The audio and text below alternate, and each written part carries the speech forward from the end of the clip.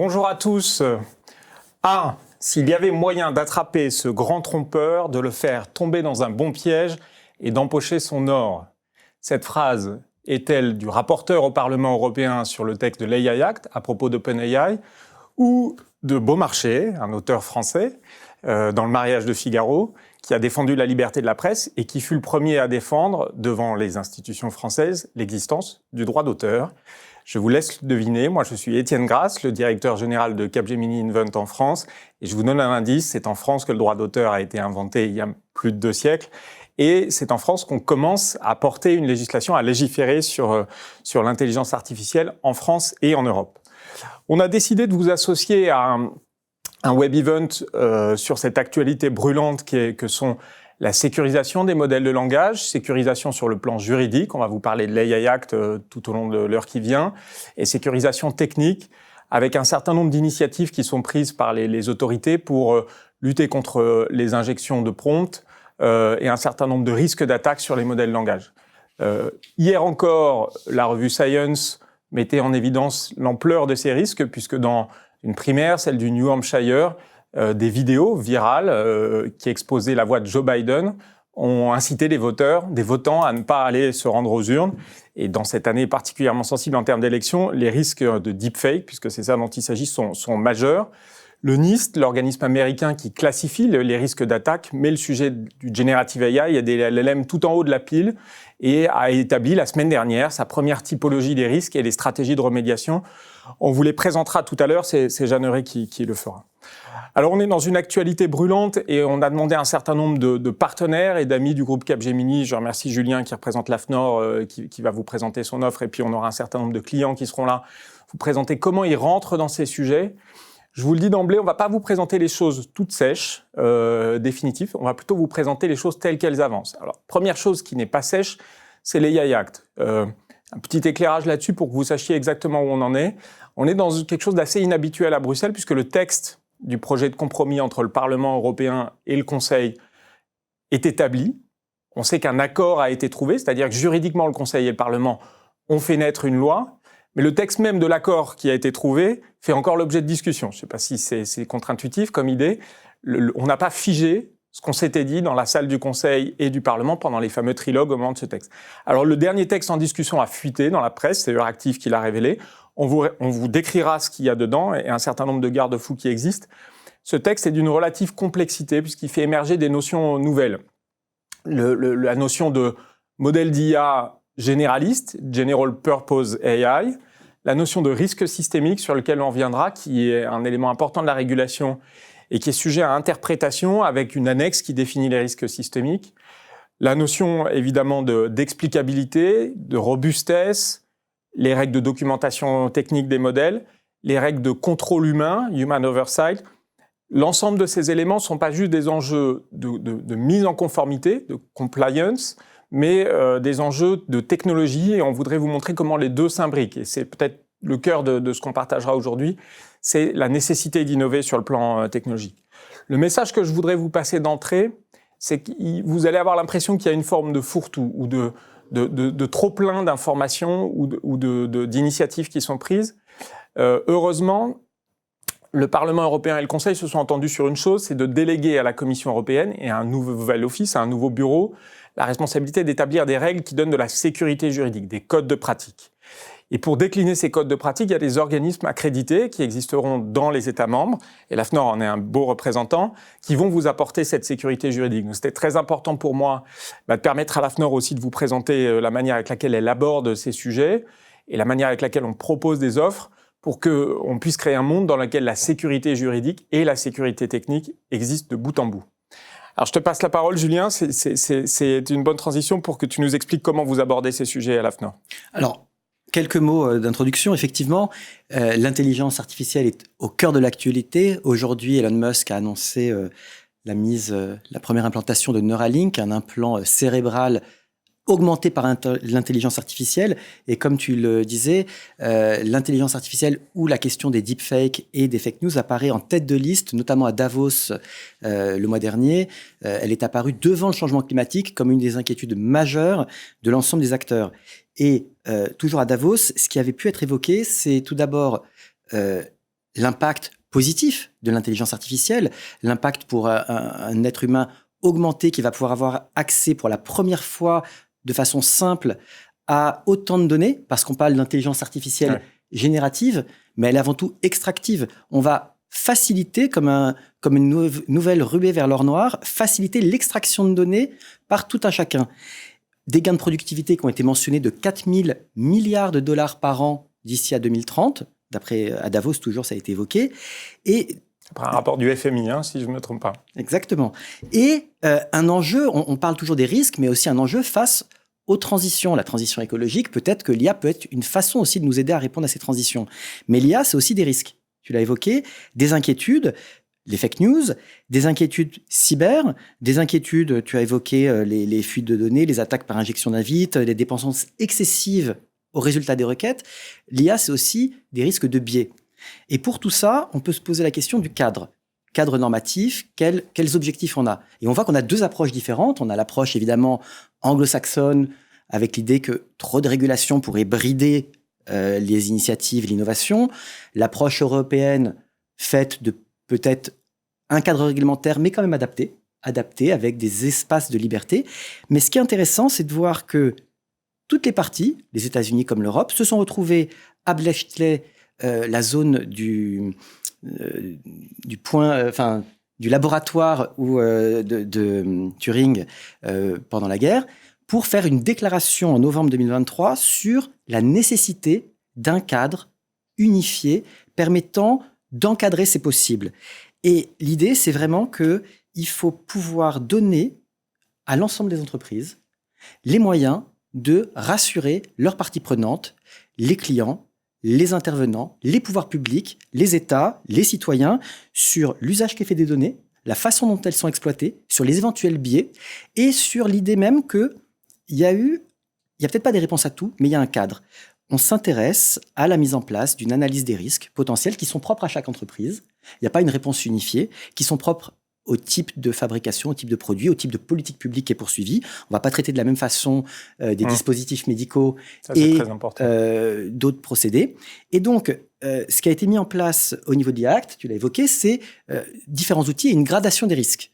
Et notamment dans cette gradation des risques, on identifie des domaines pour lesquels l'IA ne peut pas être utilisée, d'autres pour lesquels on pense que c'est très sensible. On parle par exemple pour les dispositifs médicaux, mais aussi pour les procédures de recrutement, pour lesquels il peut y avoir des biais très importants, avec des obligations d'information. Ça, on vous présentera dans quelques minutes cette stratification des risques qui est prévue dans l'IA Act. Et du coup, les outils, ça peut être l'ISO 42001. La norme 42001, qui est sortie fin décembre, donne un cadre pour donner un système de management de l'intelligence artificielle dans les entreprises, dans les organisations, pour mettre en place un cadre, identifier les risques, les impacts, et montrer que ça a été pris en compte. Donc, ce n'est pas une réponse toute faite, mais c'est un cadre méthodologique de gestion de l'intelligence artificielle en entreprise et qui peut être décliné au niveau de l'entreprise, au niveau d'une politique publique, au niveau européen. Est-ce que je peux dire une phrase aussi simple que si on applique la norme ISO 42001, on se sécurise dans l'application de l'IA Act? Eh bien, malheureusement, ça serait trop facile. J'ai essayé. Alors, l'IA Act couvre énormément de champs et une des exigences, c'est d'avoir un cadre de système de gestion du management de l'IA. Et quand on respecte la 42001, alors oui, on est conforme à cet aspect-là de l'IA Act. Pour autant, tout n'est pas soumis à l'IA Act, notamment, à des contraintes très spécifiques de l'IA Act. Notamment, l'IA Act encourage les différents secteurs de l'économie à mettre en place des codes de conduite volontaire, des labels, auprès de certificateurs accrédités, d'organismes accrédités. Et la 42001 peut être une réponse, tout comme les labels sectoriels qui peuvent être développés. Et ce que tu disais, c'est que les labels peuvent être spécifiques à un secteur donné. Spécifiques à un secteur donné, pour plusieurs pays, ce n'est pas un problème, ou pour un pays donné. Et ils peuvent donner un cadre de confiance, un cadre méthodologique pour apporter une conception de l'IA qui permette vraiment de maîtriser, envisager les risques, les maîtriser et avoir une approche inclusive qui évite trop les impacts négatifs. Et en conclusion, on pourra vraiment tirer plein bénéfice des promesses de l'intelligence artificielle si on facilite ensemble la confiance dans l'outil. Et je pense que c'est une responsabilité collective qu'on a et l'IA-Act nous donne des outils pour ce faire. Ouais.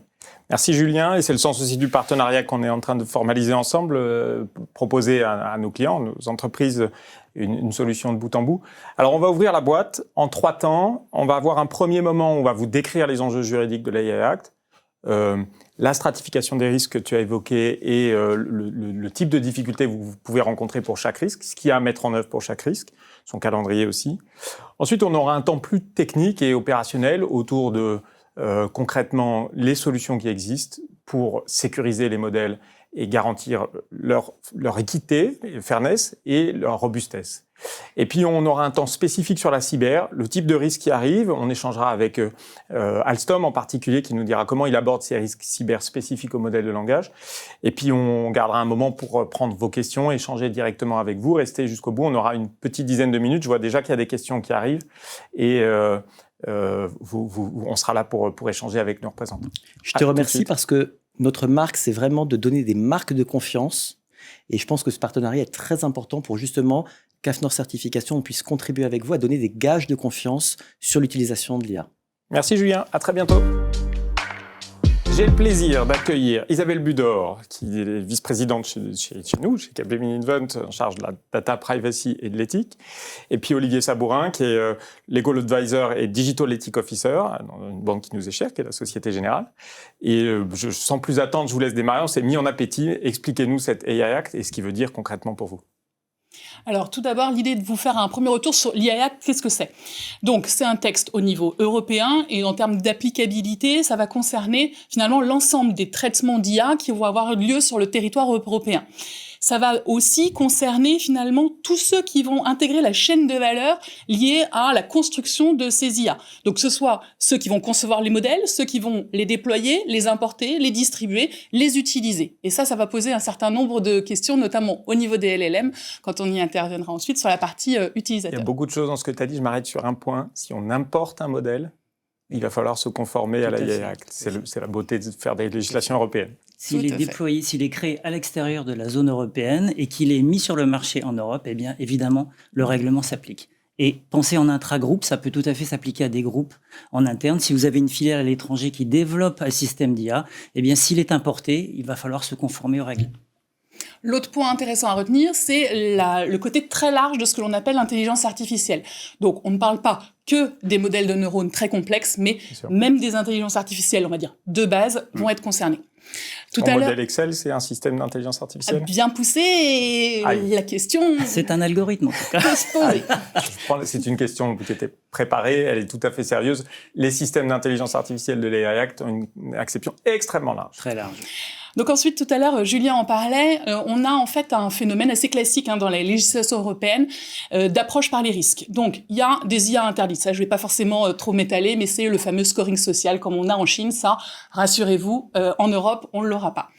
Ensuite, il va y avoir des IA au risque. Ça va être notamment tout ce qui va concerner les produits qui sont aujourd'hui marqués CE. Vous savez que quand on veut mettre en vente un produit sur le marché européen, il doit avoir ce fameux marquage CE. Ça va être le cas pour les jouets, pour les ascenseurs, pour tous les appareils de transport. Enfin, voilà, un certain nombre d'éléments, plus aussi d'autres systèmes qui ont été définis dans une annexe, typiquement. Voilà, je me permets de t'interrompre. Oui, absolument. Il y a 12 cas qui ont été prévus.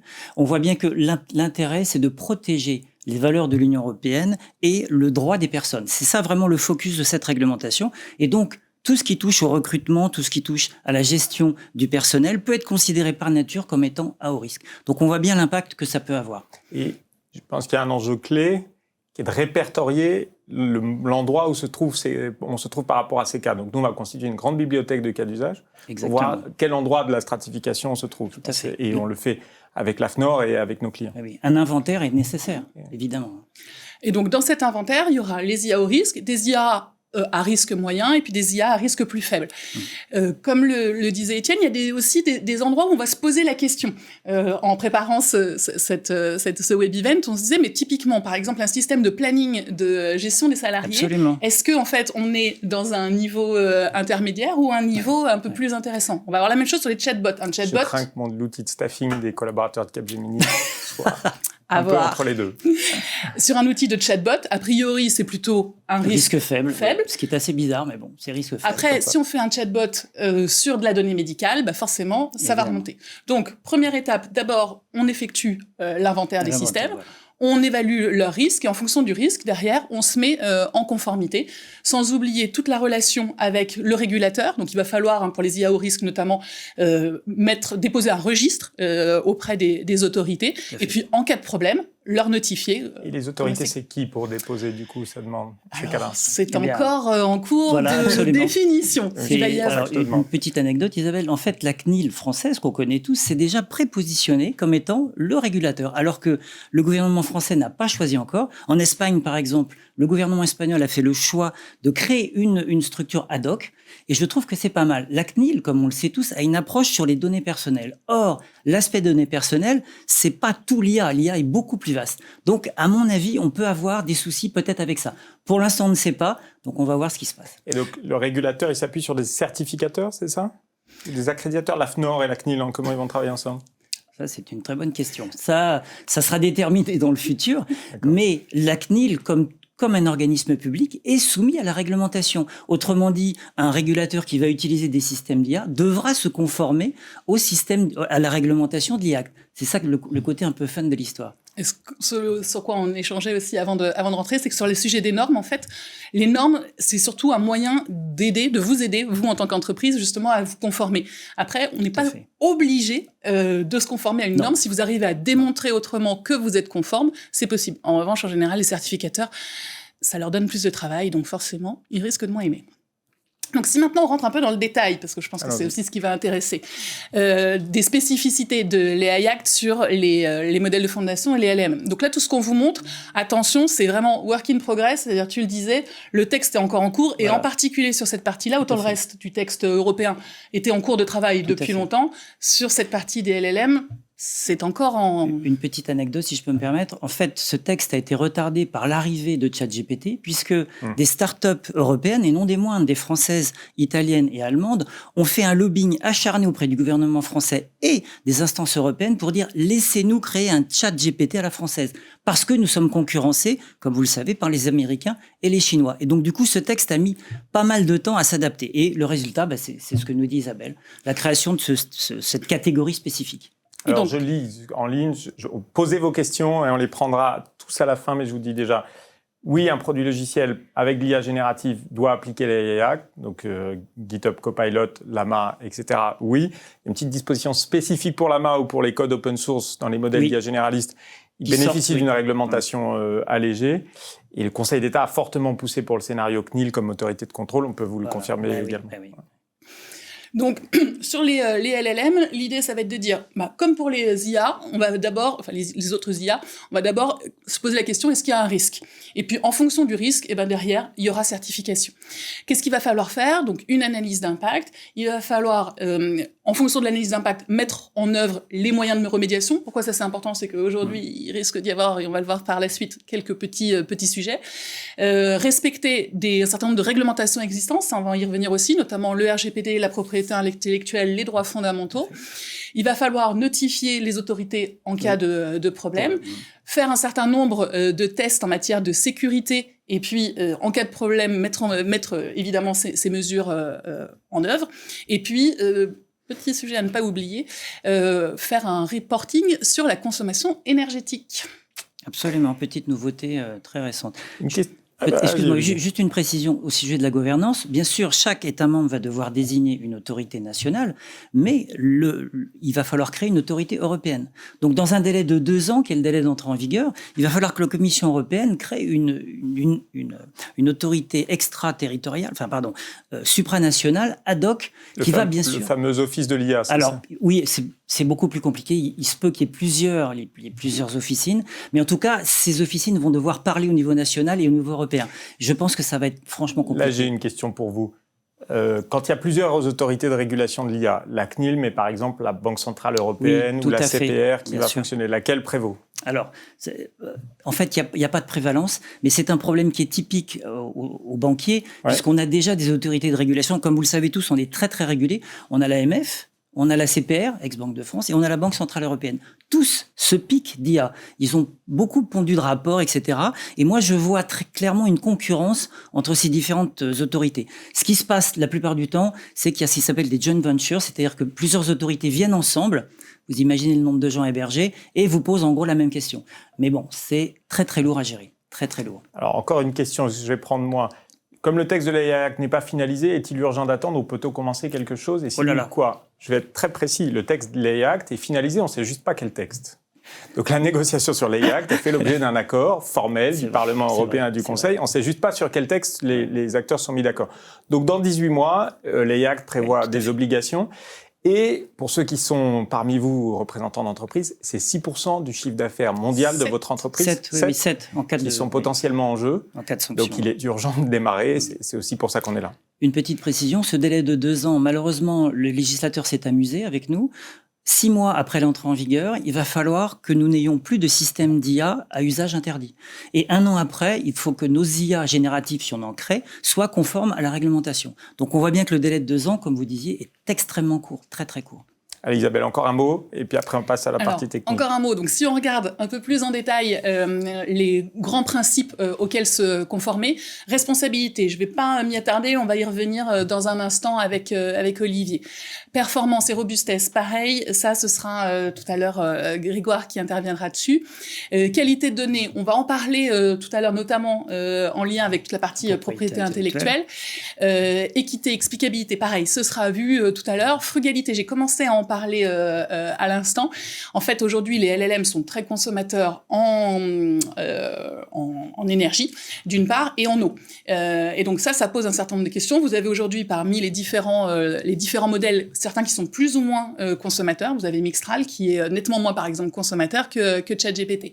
Ça, à avoir en tête. Et puis le dernier sujet, contrôle des dérives, ça, on ne va pas forcément trop s'attarder dessus. Ce qu'on voit là, ce que tu montres, c'est l'ensemble des éléments que l'on doit respecter si on a un système à haut risque. C'est ça, si on a dans la catégorie. Voilà, un système à haut risque en matière de LLM. Voilà, c'est ce qu'il faut garder en tête, en tout cas là où on va avoir des enjeux spécifiques LLM par rapport à l'AI. C'est costaud.